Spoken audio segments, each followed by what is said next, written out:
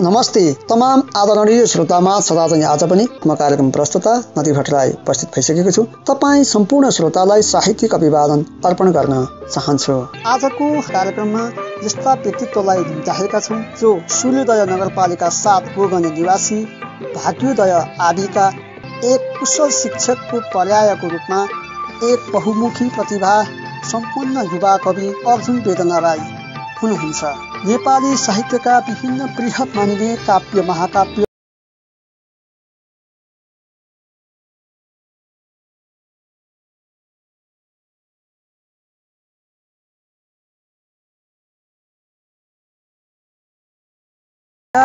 रुहाई जस्ता पूर्वीय र पाश्चात्य दुवै दृष्टिकोणका रचनाहरू सृजना गर्दै आएका छन्। कवि वेदनाले उपनामको उपमा वा उपमेय उनीसँग सधैँ सँगै रहन्छन्। गीत लेख्छन्, गाउँछन्। करिब 5वटा गीतहरू विभिन्न स्रष्टाहरूको सङ्गीत र स्वरमा सार्वजनिक गराइसकेका छन् अनि गीतकारको दर्जा पनि कमाएको देखिन्छ। आउनुहोस् अब हामी आजका हाम्रा पाहुनासँगको कुराकानीतिर लागौँ। यहाँलाई स्वागत छ। धन्यवाद। सन्चै हुनुहुन्छ? हजुर, आराम छु। तपाईँ एउटा युवा सर्जक पनि हुनुहुन्छ। साहित्य र सङ्गीत कला संस्कृतिलाई सँगै लिएर सृजनामा हिँड्नु भएको छ। एउटा युवा र साहित्य वर्तमान समयमा कहाँनिर छ, अलिकति चर्चा गरौँ। हजुर, युवा र साहित्यको बारेमा यहाँले प्रश्न गर्नुभयो। जुन अहिलेको युवा जमात जति छन् त्यसमा अब साहित्यप्रति अभिरुचि अलिकति कम पाइएको अवस्था हो। तर जति पनि युवाहरू साहित्यमा रहनु भएको छ एकदमै आशा लाग्दो रूपमा अगाडि बढेको आजको युवा जमातलाई मैले विश्लेषण गरेको छु। विशेष गरी साहित्यका धेरै विधाहरू मध्ये पनि यहाँ कवितामा अब्बल देखिनुहुन्छ। छन्द कविता विशेष गरी ध्यान दिएर लेख्नुहुन्छ। यहाँका धेरै कार्यक्रमहरू छन्दको कविताहरू सुन्न पाइन्छ र छन्दमा लगन मगनसँग आउने लयात्मकता वा लालित्यता पनि यहाँसँग प्रचुर रूपमा पाइएको देखिन्छ। यस्तै सन्दर्भमा पद्य साहित्यलाई असाध्यै माया पनि गर्नुहुन्छ। गद्य र पद्य साहित्यको बीचको खाडल के हो? हजुर, यहाँले भन्नुभयो गद्य र पद्य साहित्य सम्बन्धी। पद्य र गद्य साहित्यमा लेखिने साहित्यहरू त्यो साहित्य फाँटका विधाहरू अन्तर्गत नै पर्दछन्। तर मात्र यति हो, पद्य साहित्यको प्राचीनता इतिहास छ। गद्य साहित्य भनेको नेपाली साहित्यको आधुनिक कालदेखि गोपाल प्रसाद रिमाल र भुपी शेरचन जस्ता स्रष्टाहरूको समयावधिदेखि मात्रै विकसित भएको पाइन्छ। त्यसमा पनि भुपी शेरचनको घुम्ने मेचमाथि अन्धो मान्छे भन्ने कृतिबाट गद्य साहित्य अगाडि बढेको देखिन्छ। अब पद्य साहित्यको कुरा गर्दाखेरि पद्य साहित्य भनेको एकदमै प्राचीन हाम्रो शास्त्रीय साहित्य हो। यो जुन तपाईँले खाडलको विषयमा कुरा गर्नुभयो, अब पद्य साहित्यलाई चाहिँ साहित्य नमान्ने, त्यसलाई चाहिँ एउटा गणगणको भाषाको रूपमा मात्रै लिने यो एकदमै गलत प्रवृत्ति हो। म मेरो तर्फबाट भन्छु पद्यको प्राचीन इतिहास छ र गद्य पनि एउटा साहित्य हो। तर जुन गद्यले पद्यलाई हेर्ने दृष्टिकोण त्यो लयात्मकता अथवा गणगणको कुरा यदि हो भनेदेखि हाम्रा ती शास्त्रीय मान्यताहरूलाई गलत साबित गरिदिनु पर्यो र हाम्रा ती वेद वेदान्त हाम्रा शास्त्रका कुराहरूलाई यो गलत हो भनेर उहाँहरूले प्रमाणित गरिदिनु पर्यो र मात्र पद्य साहित्यलाई हामी इन्कार्न सक्छौँ। यदि हामीले हाम्रा शास्त्रीय मूल्य मान्यताहरूलाई मान्ने हो भने गद्य साहित्यभन्दा पद्य साहित्यको इतिहास प्राचीन रहेको छ। त्यसकारणले गर्दाखेरि यो बीचमा म एउटा युवा सर्जकको हैसियतले के भन्न चाहन्छु भनेदेखि यो बीचमा कुनै पनि खाडल हुनु हुँदैन गद्य र पद्य साहित्यमा, र पद्य साहित्यलाई एउटा गुरु साहित्यको रूपमा लिएर गद्य साहित्य अगाडि बढ्नुपर्छ भन्ने मेरो मान्यता छ। धेरै मिठो कुराकानी भयो।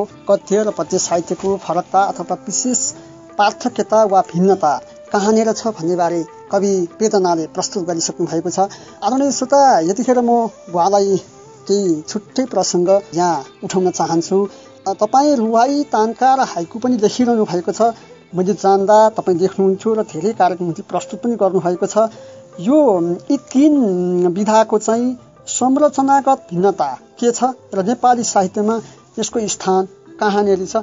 यहाँले केही उदाहरणसहित र संरचनागत भिन्नताका विशेषता र त्यसमा भएका आफूले लेख्दै गरेका र प्रस्तुत गरेका केही रुवाई तानका र हाइकुका उदाहरण पनि प्रस्तुत गरिदिनुहोस्।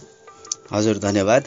यहाँले जुन साहित्यका विधा ताङ्का हाइकु र रुवाईको बारेमा कुरो उठाउनु भयो, यो अहिलेको जुन युवा साहित्यमा यसको स्थान एकदमै उर्वरिलो तरिकाले अगाडि बढिरहेको महसुस गर्दछु म आफू। र यो ताङ्का हाइकु र रुवाई यी तीनवटै विधा आयातित विधा हुन्। जस्तै नेपाली साहित्यमा गजल विधा आयातित विधा भए जस्तै ताङ्का हाइकु र रुवाई यो तीनवटै विधा आयातित विधा हुन् र स्थान कहाँनिर छ भन्ने कुरामा आजको जुन यो युवा पुस्तामा यी विधाहरूले एकदमै स्थान जमाइराखेको मैले महसुस गरेको छु। यहाँले संरचनागत कुरा गर्नुभयो, अब म यहाँ केही संरचनागत कुराहरू म राख्न चाहन्छु। यो ताङ्का भन्ने विधा जुन आयातित विधा नेपाली साहित्यमा प्रचलित छ, प्रख्यात छ, यसको संरचना भनेको अक्षर गनेर गरिन्छ, जसमा 5-7-5-7-7 यसको अर्थ पहिलो हरफमा 5 अक्षर, दोस्रोमा 7 अक्षर, तेस्रोमा 5 अक्षर, चौथो 7 अक्षर र पाँचौं 7 अक्षर। यो ताङ्काको संरचना हो भने हाइकुको संरचना 5-7-5, सुरुमा 5 अक्षर, दोस्रोमा 7 अक्षर र अन्त्यमा 5 अक्षर। यसरी संरचनागत हिसाबले ताङ्का र हाइकुमा फरक यही हो। र यहाँले भन्नुभयो, म यहाँ केही ताङ्का र हाइकु प्रस्तुत गर्दछु। ताङ्काको म यस प्रकार प्रस्तुत गर्दैछु। एउटा ताङ्काको शीर्षक छ कवि मनको धनी भावनाको खहरे, भावनात्मक जात धन औ सम्पत्तिको टाट, मुटु हृदय सम्राट। यो ताङ्का भयो। अब हाइकुको म एउटा प्रस्तुत गर्दैछु। शीर्षक छ सङ्घीयता, खाइहालियो भोल निल्नु न ओकल्नु, गरौँ के अब। यो भयो हाइकुको। त्यसपछि यहाँले मलाई रुवाईको बारेमा पनि केही कुरा राख्न भन्नुभएको छ। रुवाईको संरचनागत हिसाबले 4 लाइनको रुवाई बन्दछ र यो आयातित विधा जुन त्यो 4 लाइनमा पहिलो र दोस्रो लाइनमा अन्त्यानुप्रास मिल्नु पर्दछ र तेस्रो स्वतन्त्र लाइन बन्दछ भने चौथोमा पुनः पहिलो र दोस्रोकै अन्त्यानुप्राससँग मिल्न आउनु पर्दछ। त्यो हो रुवाई। र रुवाईको उदाहरण म प्रस्तुत गर्न चाहन्छु। खान्न कसम जुन ताराको तारा ल्याउन सक्दिन म, खान्न कसम जुन ताराको तारा ल्याउन सक्दिन म, दिन्न वचन जे छु नौलो पारा ल्याउन सक्दिन म, दिन्न वचन जे छु नौलो पारा ल्याउन सक्दिन म। भावनाले अँगाल्दछु न्यानो आलिङ्गनमा, भावनाले अँगाल्दछु न्यानो आलिङ्गनमा, शीतलता दिन्छु भनी रारा ल्याउन सक्दिन म, दिन्न वचन जे छु नौलो पारा ल्याउन सक्दिन म, खान्न कसम जुन ताराको तारा ल्याउन सक्दिन म। त्यसै गरी अर्को रुवाई म प्रस्तुत गर्न चाहन्छु। गुलामी नै सही बस्न बोल्न छाडे साथीहरू, गुलामी नै सही बस्न बोल्न छाडे साथीहरू, फाइदै हुन्थ्यो रै पनि मोल्न छाडे साथीहरू, हिँडिरहे बोलिरहे अचानो त म पो भएँ, हिँडिरहे बोलिरहे अचानो त म पो भएँ, मैसँग पो मनको कुरा खोल्न छाडे साथीहरू, फाइदै हुन्थ्यो रै पनि मोल्न छाडे साथीहरू, गुलामी नै सही बस्न बोल्न छाडे साथीहरू, बोल्न छाडे साथीहरू। धेरै धेरै धन्यवाद कवि अर्जुन वेदना राईलाई। कार्यक्रममा आज हामी कवि सर्जक हुनुहुन्छ अर्जुन वेदना राई र उहाँका केही संरचनागत कृतिका फरकता भित्र रहेका रचनाहरू हामी उहाँकै आवाजबाट सुनिरहेका छौँ। यतिखेर म उहाँलाई छुट्टै प्रसङ्ग सोध्न चाहन्छु। यहाँ त कविता बडो मिठो गाउनुहुन्छ कार्यक्रममा। यो कविता भन्छन्, अब कवितामा जति रिक्स छ त्यति फाइदा हुन्छ भन्छन्। छन्दको कविता लेख्न म आफू पनि रुचाउँछु र छन्दमा लेख्नुहुन्छ, छन्दको लयमा पनि त्यसरी गति यति र लय मिलाएर वाचन पनि गर्नुहुन्छ। यो कविताको प्रेरणा चाहिँ यहाँले कहाँबाट? हजुर, यो छन्द साहित्यको प्रेरणाको बारेमा कुरा गर्दाखेरि यो लेख्ने प्रेरणा मलाई शास्त्रहरूबाट नै मिलेको हो र यो जुन अध्ययन गर्दै जाने क्रममा यो अक्षर विन्यासका कुराहरू मैले जान्ने मौका पाएँ र यसरी मैले छन्द साहित्य लेख्दै गएँ, लेख्न छाडिन र छन्दमा केही अगाडि बढेका आदरणीय सर्जकहरूसँग पनि छन्दको विषयमा कुरा हुन्थ्यो। लेख्ने क्रमलाई चाहिँ मैले पटक्कै छाडिन, तर यसलाई लयात्मक शैलीमा गाउनका लागि ममा अलिकति कमजोरी थियो। यो जुन लयात्मक शैलीमा गाउनका लागि मलाई ठुलो प्रेरणा दिनुहुने तपाईँ नदीजी नै हुनुहुन्छ। त्यसकारणले गर्दाखेरि यो धन्यवाद सर। जुन मलाई यो छन्द गायनमा तपाईँले मलाई प्रेरणा दिनुभयो, यो प्रेरणा प्रति म एकदमै अन्तर हृदयदेखि आभार प्रकट गर्न चाहन्छु। त्यसो भए सरले अब मिठो एउटा छन्दको कविता हाम्रा श्रोताहरूलाई सुनाउनुहुन्छ। तपाईँकै रोजाइको छन्दमा एउटा कविता सुनाउनुहोस् न। हजुर, म यहाँ एउटा छन्दोबद्ध कविता सुनाउन चाहन्छु। कविता त लामै रहेको छ, तर पनि यसका 3 श्लोकहरू म सुनाउने अनुमति चाहन्छु। रहे माई मात्र यमन सबल घो शिखरिणी। शिखरिणी छन्दमा कविताको शीर्षक छ गरिब। तिमी हामी सारा जगत भरका मानव सबै, समान छौ सारामा उच्च नीच भने छैन त कतै। तिनै हो ठुलो त सबक नभलो लिन्छ मनमा, त्यही आत्मा सच्चा मनमुटु समान ठान्छ सबमा। सबै ठान्छन् पैसा जगत भरिको उच्च शिखर, सदा जप्ने गर्छन् धन धन यहाँ मात्र प्रहर। तिनै पैसा निम्ति वरपर सबै शत्रु समर, धनैको तृष्णामा सब जन महास्वार्थ लहर। घमण्डै पैसाको हरपल सदा लिन्छ जनले, दया माया छाडी अबिरल धनै जप्छ मनले। मनै ठुलो सारा जगत भरको श्रेष्ठ परने, तिनै स्वार्थी क्रोधी अरु जन महाहेय गर्ने। तिनै स्वार्थी क्रोधी अरु जन महाहेय गर्ने। धेरै धेरै मिठो कविता सुनाउनु भएको छ। शिखरिणी छन्द परौँ रसलाई भर्नु पर्यो भने प्राय शिखरिणी छन्दको प्रयोग गर्ने गर्छन्। पीडाहरूलाई प्रस्तुत गर्नु पर्यो भने पनि शिखरिणी छन्दको प्रयोग गर्ने गरेको पाइन्छ। अत्यन्तै मिठो कविता सुनाउनु भएको छ। यसपछि म यहाँलाई एउटा क्वेसन जस्तै एउटा प्रस्तुत गर्न चाहन्छु। तपाईँको अर्को पनि एउटा विधा छ, मलाई थाहा छ, धेरैचोटि तपाईँले देखेको छु। यो अर्को विधा एउटा बलियो विधा छ तपाईँसँग, गजल। यो गजल चाहिँ विशेष गरी नेपाली साहित्यमा यसको स्थान जहाँ छ त्यो आफ्नो ठाउँमा रहला, तर गजल, शास्त्रीय गजल र स्वतन्त्र गजलको चाहिँ भिन्नताको रूपमा यहाँले वाचन गरेर नमुना समेत प्रस्तुत गर्नु पर्यो भने शास्त्रीय गजल र स्वतन्त्र गजलको भिन्नता शब्दमा के छ र प्रस्तुत गर्न कुन कुन गजलहरू प्रस्तुत गरिदिनुहुन्छ? हजुर, धन्यवाद। गजल भन्ने बित्तिकै यो पनि आयातित विधा, अरबी, फारसी, उर्दू हुँदै नेपाली साहित्यमा प्रवेश गरेको यो एउटा आयातित विधा हो। यहाँले मलाई राख्नु भएको कुरो स्वतन्त्र गजल र बहरबद्ध गजलका कुराहरू छन्। स्वतन्त्र गजल भनिसकेपछि, अब स्वतन्त्र भनिसकेपछि यो स्वतन्त्रतामा, जुन गजलकारको स्वतन्त्रतामा आधारित रहेको हुन्छ, तर स्वतन्त्रता भन्दैमा त्यो गजलको नियमहरूलाई बिगार्न चाहिँ हुँदैन। स्वतन्त्र गजल भन्दा बहरबद्ध गजल एकदमै नियमसम्मत तरिकाले अगाडि बढ्नुपर्ने हुन्छ।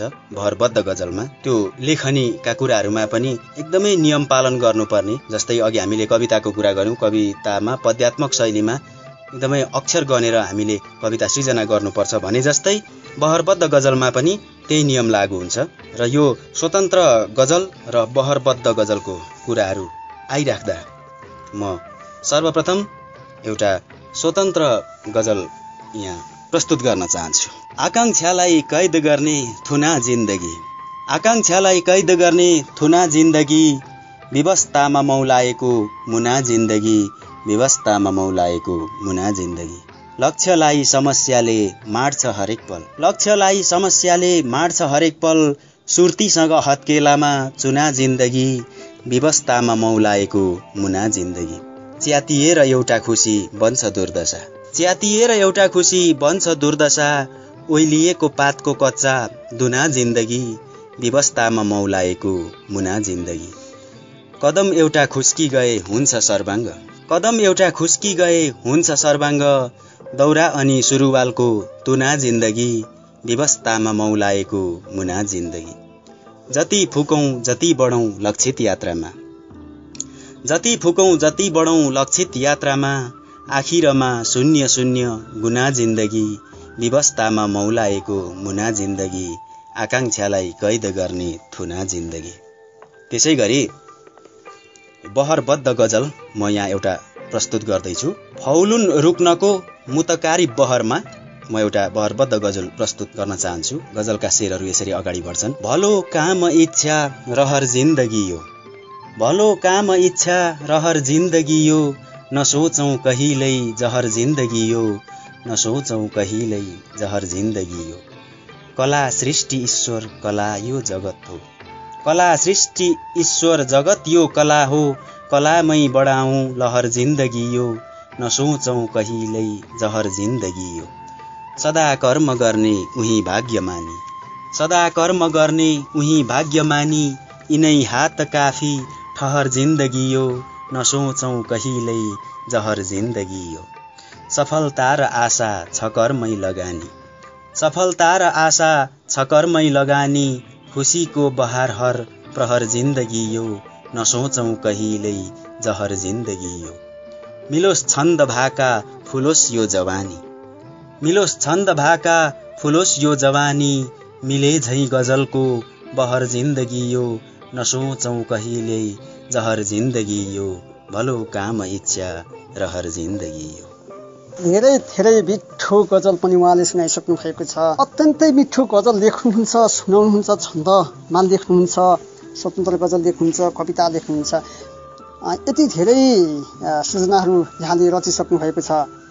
गजलमा तपाईँले जुन एउटा लगानी गर्नुभएको छ, यहाँले सङ्ग्रहको रूपमा कुनै कृति तत्काल जन्माउनु भएको छ या जन्माउने कोसिसमा हुनुहुन्छ? हाम्रा श्रोताहरूलाई भनिदिनुहोस्। हजुर, यो आफूले सृजना गरेको प्रत्येक विधालाई कृतिको रूपमा अगाडि ल्याउने सोच मेरो रहेको छ। यो गजललाई पनि म क्रमशः समय मिलाएर म कृतिको रूपमा अगाडि ल्याउने विचार गरेको छु। तर गजलको कृति भन्दा पनि पहिला चाहिँ मैले रुवाई सङ्ग्रहलाई चाहिँ अगाडि ल्याउने विचार गरेको छु, जसको पाण्डुलिपि तयार भइसकेको छ र मैले रुवाई याद सङ्ग्रहको नामाकरण पनि गरिसकेको छु, नटुङ्गिने यात्रा। के नाम राख्नु भएको छ? रुवाई सङ्ग्रहको तपाईँको पुस्तकको एउटा पाण्डुलिपि तयार भइसकेको छ भनिरहनु भएको छ। यो पाण्डुलिपि तयार गरिरहँदा तपाईँलाई पर्ने कठिनाइहरू, भाषागत कठिनाइ भए, वाक्यगत कठिनाइ भए र शब्दगत कुराहरू त यहाँले आफै पनि गर्न सक्नुहुन्छ। यसमा कतिको दुःख शास्ति भोग्नु भएको छ? हजुर, रुवाई सङ्ग्रहको नामको विषयमा चाहिँ मैले नटुङ्गिने यात्राहरू भन्ने नाम जुराएको छु र यो सजिला अप्ठ्याराका कुराहरू तपाईँले गर्नुभयो। समग्रमा साहित्यमा सजिला बाटाहरू पनि छन्, अप्ठ्यारा बाटाहरू पनि छन्। ती सजिला अप्ठ्यारा बाटाहरूसँग सङ्घर्ष गर्नु जीवन हो, जगत हो र त्यही जीवन र जगतभित्र नै साहित्य फुल्छ अनि फल्छ भन्ने मलाई लाग्छ। त्यतिखेर श्रोता हामीसँग हुनुहुन्छ कवि अर्जुन वेदना राई। उहाँको उपनाम हो वेदना। साँच्चै वेदना उहाँको काव्यकृतिहरूमा देखा परेका छन्, तर जति काव्यकृतिमा उहाँको वेदनाहरू प्रस्तुत भएको छ, त्यति उहाँको बाहिर स्ट्रक्चरमा अथवा बनावटमा उहाँको वेदना देखिँदैन। उहाँको यो अर्को विशेषता पनि हो र यस्ता कृतिहरू मोफसलमा बसेर एउटा यस्ता सर्जकहरू धेरै छन्। तपाईँ जस्ता युवा जो गाउँमा बसेर साहित्य र सङ्गीत, कला र संस्कृतिको जगर्नाको लागि जुटिरहेको छ, यस्ता युवाहरूलाई तपाईँ के सल्लाह दिनुहुन्छ? हजुर, कला, सङ्गीत, साहित्य यी विधाहरू, यी कुराहरू भनेको सामान्य रूपमा स्वस्फूर्त रूपले त्यतिकै सजिलो तरिकाले यो ग्रहण गर्न र प्रस्तुत गर्न सकिँदैन। सम्पूर्ण युवा जमात अर्थात् युवा साहित्यकारहरूलाई मेरो यो सल्लाह अनि सुझाव पनि हो। सबभन्दा पहिला जीवन बुझ्नु पर्यो, आत्मा बुझ्नु पर्यो। आत्मा र मस्तिष्कले जीवन चलेको हुन्छ, त्यो जीवनले जगत बुझ्नु पर्यो अनि त्यसभित्र साहित्य भेटिन्छ। कुनै पनि कुराको सतही रूपमा मात्र नभएर त्यसमा गहिराईसम्म पुग्नु पर्यो र नै साहित्यमा विचरण गर्न सकिन्छ, साहित्यको सही अर्थ भेट्न सकिन्छ भन्दै यो युवा वर्गहरूमा यसप्रति चाख दिनका लागि पनि म आग्रह गर्न चाहन्छु। हामीसँग हाम्रा आजका पाहुना हुनुहुन्छ कवि, गीतकार, गजलकार, रुवाई, तानकार, हाइकु विधामा समेत कलम चलाउने स्रष्टा अर्जुन वेदना राई। यतिखेर मैले अलिकति तपाईँलाई थोरै कुनै एउटा कविता सुनौँ कि जस्तो लागेको छ। यहाँसँग भएको कविता छन्दमा यहाँको अप्पल स्थान पनि रहेको हुनाले यहाँलाई मनपर्ने एउटा कविता जति हुन्छ केही श्लोक सुन्न पाए हुन्थ्यो जस्तो लागेको छ। सुनाउनुहोस्। हजुर, हुन्छ, धन्यवाद नदीजी। नेपाल र नेपाली प्रति भन्ने शीर्षकमा मैले एउटा छन्दोबद्ध कविता लेखेको छु, तर यसको पनि म 2 श्लोक यहाँ प्रस्तुत गर्न चाहन्छु। यो नेपाल र नेपाली प्रति भन्ने कविता शार्दूल विक्रीडित छन्दमा लेखेको छु। कविता यस प्रकार छ। एउटै सुन्दर हो पवित्र सबको नेपाल सर्वोच्च यो, जन्मेको थलको अपार ममता साझा सबैको छ यो। नेपाली कहियौं सुपुत्र यसको नेपाल सेवा गरौं, आफ्नो राष्ट्रियता बचाउन सबै मर्नै परेमा मरौं। मेची होस् अथवा विकास पलमा काली सबै एकता, पहाड होस् अथवा हिमाल तलका बेसी तराई जता, पश्चिम पूर्व दिशा जहाँ तहीँ सबै दक्षिण किता उत्तर, नेपाल यो सबको पवित्र थल हो नेपाल एउटै घर। नेपाल यो सबको पवित्र थल हो नेपाल एउटै घर। नेपाल एउटै घर। बडो मिठो कविता उहाँले सुनाउनु भयो। उहाँको सुनु सुनु लाग्ने कविताका श्लोकसँग गाँसिएका हरफहरू र लयात्मकता त अझै हामीले सुन्ने इच्छा थियो, तर के गर्नु, समयले नेटो काटिसकेको हुन्छ। हामी हाम्रो कार्यक्रमको अन्ततिर आइसकेका छौँ। के भन्न चाहन्छ? साहित्य संस्कृतिको बारेमा केही कुरा राख्ने मौका दिनुभयो। स्थानीय परिवेशमा रहेर स्थानीयताकै वृद्धिको लागि अगाडि जुन स्थानीय तवरमा स्थानीय परिवेशलाई नै समेटेर कार्यक्रमहरू उत्पादन गर्ने काम गरिराख्नु भएको छ। यसका लागि तपाईप्रति अन्तर हृदयदेखि आभार व्यक्त गर्न चाहन्छु। साहित्य पारखी, साहित्य नुरागी, श्रद्धेय स्रष्टा, अग्रज स्रष्टाहरू, त्यसै गरी युवा जमातका साहित्यकारहरू र साहित्यप्रति रुचि राखेर साहित्यमा भविष्य देख्न चाहनुहुने सम्पूर्ण नवोदित साहित्यकारहरू प्रति म के भन्न चाहन्छु भने, साहित्यलाई हामीले आत्मा र मस्तिष्कको सम्बन्धको रूपमा हेर्नु पर्दछ र मात्रै साहित्यको गहिराई र साहित्यको मिठास भेट्न सकिन्छ। साहित्य लेख्छु, साहित्यप्रति रुचि राख्छु भनेर जब हामी आत्मासम्म पुग्न सक्दैनौँ नि, त्यो साहित्य भनेको सतही साहित्य हुन्छ। सतही साहित्यले त साहित्यको जुन साहित्यले दिनुपर्ने उचाइ थियो अथवा त्यो साहित्यले दिनुपर्ने गुण थियो त्यो नदिन सक्छ। त्यसकारणले गर्दा साहित्यमा लाग्नु पूर्व गहिराईसम्म पुग्छु भन्ने अठोट यहाँहरूले लिनुपर्छ, हामी सबैले लिनुपर्छ र मात्र साहित्यको गहिराईसम्म भेट्न सकिन्छ, साहित्यको गहिराईसम्म पुग्न सकिन्छ। साहित्य जीवन हो, जगत हो। यदि साहित्य जीवन हो भने साहित्य आत्मा हो, साहित्य मस्तिष्क हो। त्यसकारणले गर्दाखेरि म सम्पूर्णलाई अन्तर हृदयदेखि आभार व्यक्त गर्न चाहन्छु। अवस्था आजको कार्यक्रमबाट बिदा भागेर जानु अघि व्यस्तताका बावजुद पनि हामीलाई समय दिनुभयो कवि अर्जुन वेदना राईलाई बुली धन्यवाद दिँदै उछल पर्न चाहन्छौँ। हवस् त, नमस्ते, शुभरात्री।